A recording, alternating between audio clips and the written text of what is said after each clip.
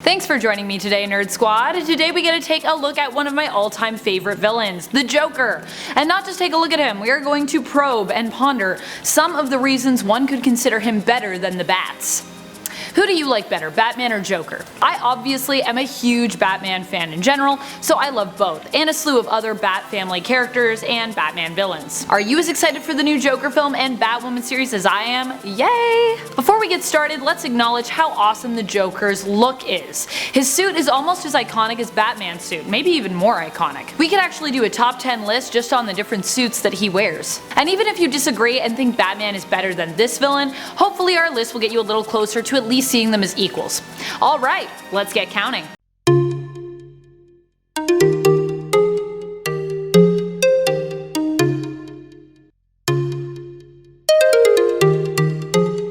Number 10. Harley Quinn. Some argue that Harley would not even be as awesome as she is today if not for the Joker. I'm not going to try and argue that point, because I think since she left the Joker she has been even more awesome, and I super ship her with Poison Ivy. But I will say if it weren't for the Joker, Harley would not exist in terms of the comics. She was introduced in the Batman animated series before she even made her way into the comics as Joker's sort of obsessed girlfriend, and she was so popular that she became part of the comics and got to have her own story told. We wouldn't have Harley without the Joker because her character was kind of based around him, and Harley is amazing. Batman doesn't really have a character like that, a female sidekick that is. Batman doesn't really have a character quite like this, a female sidekick that is quite so iconic. Sure, there's Batgirl and Catwoman, but really can either of them beat the awesomeness that is Harley Quinn? Who do you think would win in a fight? Or even in a popularity contest? My money's on Harley. Number 9. Mysterious. You may think the Dark Knight, who slinks in the shadows, is one of the most mysterious figures of comic book history,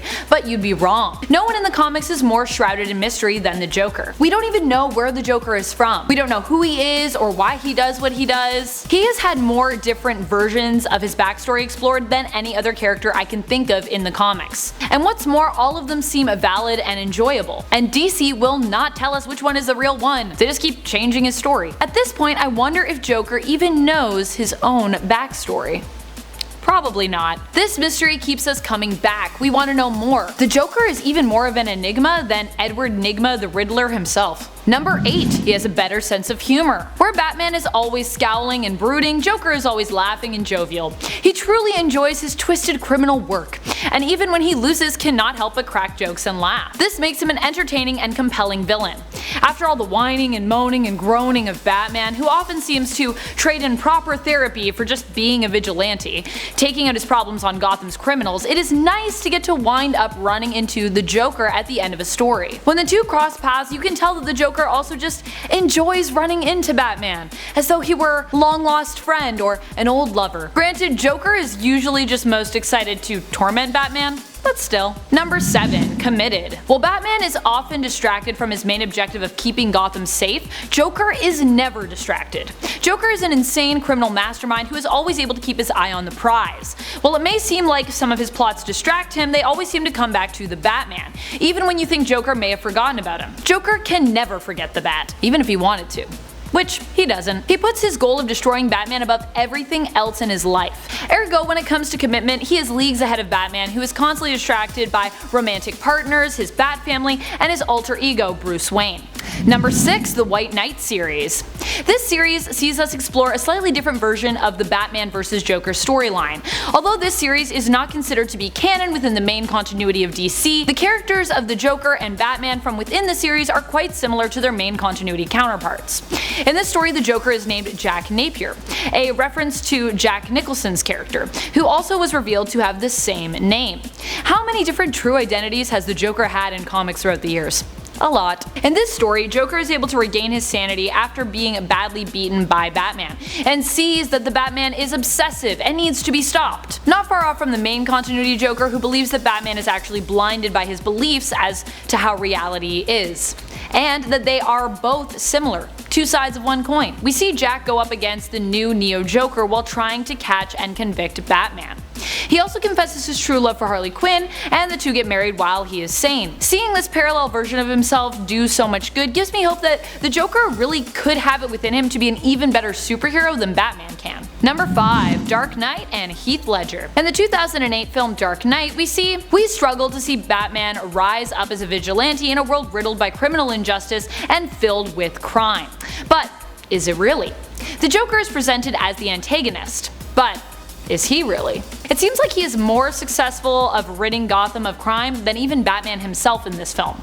Don't believe me? Let's take a look at some of the pieces of evidence. In the film we see Joker rob a bank, but this ain't any old bank, it's a criminal bank. That's right, Joker's robbing the mob. The same mob that Batman has been struggling to defeat. During the scene he also manages to eliminate a ton of other criminals by pitting them against one another, ridding Gotham of yet more criminals. Sure, these criminals die, you might be thinking, so doesn't that make the Joker a bad guy? And of course, while I agree with you, killing is never a good idea, in this film we also see that those in power, especially in the justice system, are corrupted. Save for a few people, namely Commissioner Gordon and Harvey Dent. So yeah, is he that bad? Or is he just ultimately committing good deeds in a more violent way? There's also the fact of the actors portraying the roles in the film, and I think we can all agree as awesome as Christian Bale is as Batman, he cannot beat Heath Ledger's Joker, in terms of which performance is better and just more interesting. R.I.P. Heath. Number 4. Chaotic Evil. If Joker was an RPG character, his alignment would most likely be chaotic evil. Does that make him better than Batman? Sort of.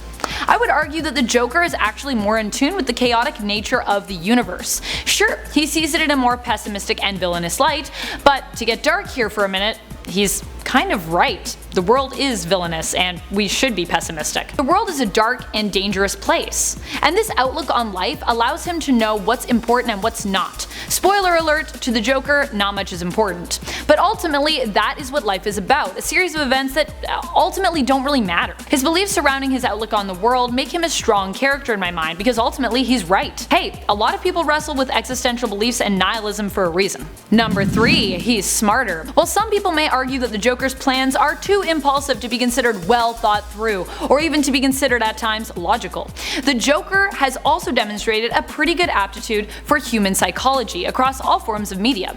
Not to mention, he has also demonstrated a working knowledge of chemistry, robotics, programming, and escape artistry when it comes to his plots. It is really his knowledge of the human brain and his creativity that makes him so terrifying. He always seems to know how to push Batman's buttons, and oftentimes his cockamamie schemes could actually be interpreted as misdirection. Some have even suggested the Joker plays up his insanity just to throw people off. Even when his plan involved patenting mutated Jokerfish, he still managed to trap Batman, without even seemingly meaning to. He got his in the end, but still, this crazy scheme got him farther than I would have thought. Points for creativity as well as ingenuity to the Joker. Number 2. Unafraid. At least when it comes to dying. The only fears he is forced to deal with is losing Batman, but he doesn't seem to have any past or any people in his life that he holds on to. This gives him less weakness when compared to Batman, as someone who is emotionally attached to quite a few people. Joker obviously often finds this out and preys upon Batman's weakness and his attachments. The Joker's insanity and relationship with chaos also act as an armor for him. He's not afraid of violence, he's not afraid of death, he's not even afraid of losing. Therefore, it's almost impossible to intimidate him. In the 1989 Tim Burton Batman film, Bruce Wayne tried to out-crazy the Joker, smashing a vase with a poker and asking, "You wanna get nuts?" Nicholson's Joker doesn't even flinch. He simply cocks a gun at Wayne and responds with, "You ever dance with the devil in the pale moonlight?" Which of course just leaves Bruce looking baffled, replying with, "Oh, what?" He can't intimidate him because he can't out-crazy him. Either way, he wins. The Joker is a unique character. His motives are nihilist. He's skeptical of the world, with good reason, and is so removed from it within his madness. He isn't attached either. His world mostly revolves around the Batman, and even then, that isn't the be-all and end-all for him in the same way that other villains view their opponents. Most supervillains look at their rivals and think, "I'd like to end them. I want to stop them. They deserve to be knocked down." Joker doesn't even want just that. He just sees himself and the Batman as equals, and although he does try to kill him pretty often, he almost as often tries to drive him mad. What he really wants to prove is that they are equals, two sides of the same coin, as I said before. Although Batman never kills as a matter of morals, which he believes holds him above the Joker, doesn't. By never killing, he can also never rid himself of the Joker.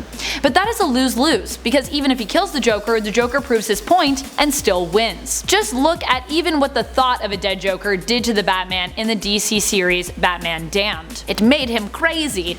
Spoiler alert. Thanks so much for watching, Nerd Squad. I hope you enjoyed this list and that I didn't bum you out too much with my nihilist beliefs and dark perception of humanity. Joker is a pretty dark character, and I do think he does a great job of giving us a safe space to explore this side of our thoughts and of the world within the comics. Who do you think is better? Joker or Batman? Harley Quinn or Catwoman? Be sure to let us know in the comments below. And let us know how excited you are for the new Joker film. Do you think Joaquin Phoenix's Joker might beat out Heath Ledger's silver screen portrayal? And before you start commenting, be sure to tap that like, smash that sub, and give this list a share. Oh, and be sure to ring our bell as well so you can continue to get the nerdiest of notifications from us. This is Top 10 Nerd, and I'm your host Amanda McKnight, reminding you till next time to stay nerdy, YouTube.